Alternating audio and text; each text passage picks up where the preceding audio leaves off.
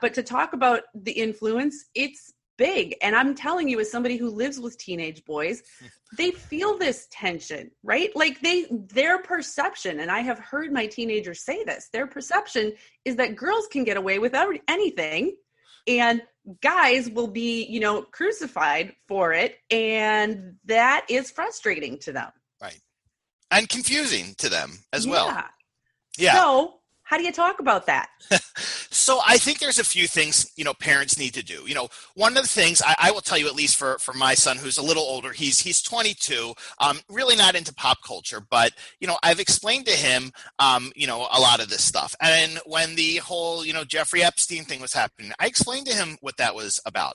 And I want him to understand, there had to be this tipping point in our society, right, where we start to acknowledge how men have treated women really poorly, particularly men in positions of power, for generations, and it's never been dealt with, right? So, again, I think it's, for me, about putting it in context. So what I want parents to understand is a few things, is that, one, we have to teach media literacy.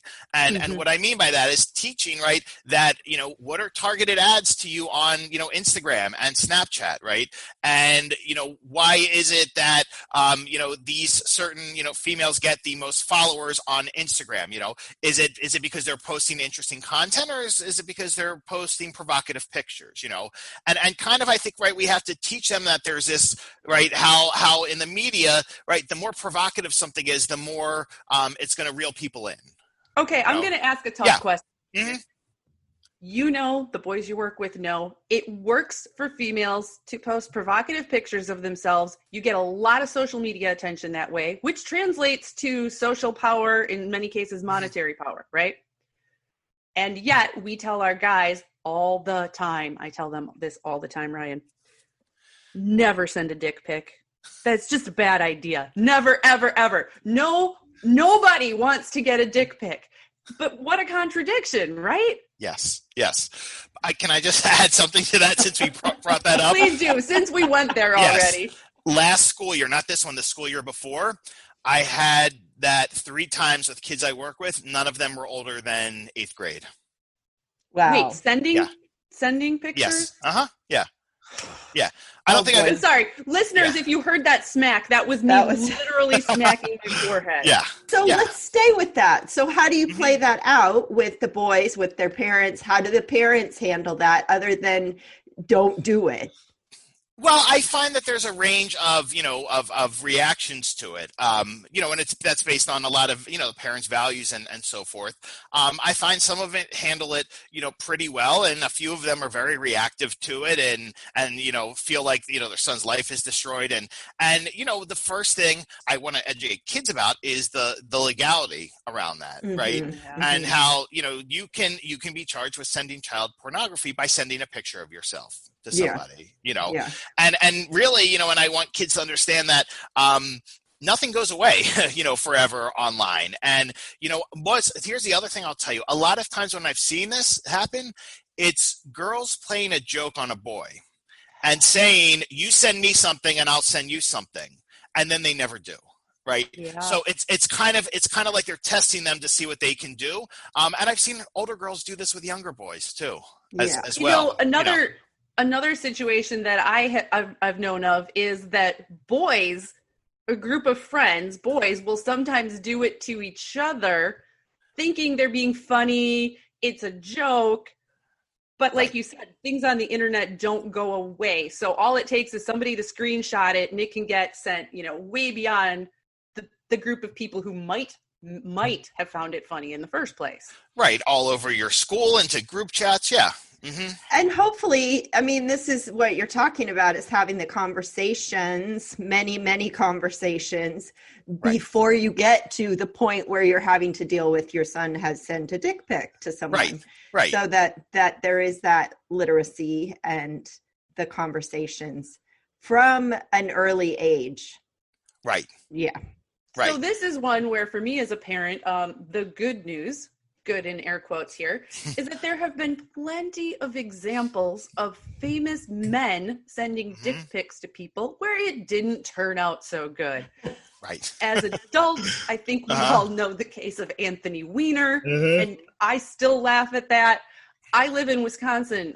Brett Favre, former quarterback of the Green Bay Packers, was a hero here and is still, like, he's an awesome football player. And he's also an idiot who sent a picture to a trainer on the staff of the Jets. And so as a parent, I will often use stories like that to point out, like, not only is it unwelcome, it doesn't work.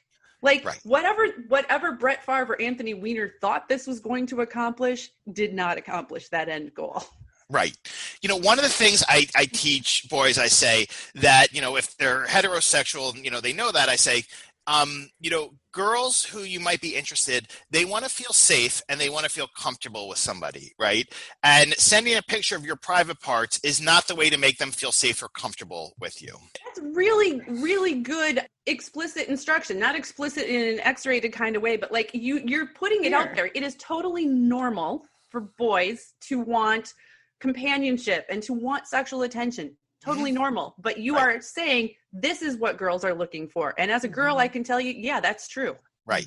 Right. And this is a whole other layer of complexity. But, when I've worked with kids, who identify as being gay pretty early on, and they're pretty, they're confident. I mean, they're not confident. They're aware of their, orientation.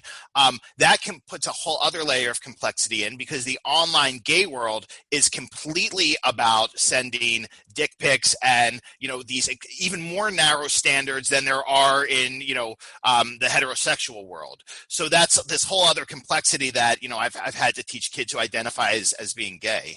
And there's really no great go-to handbook for any of this, is there? No, there's none at all. No.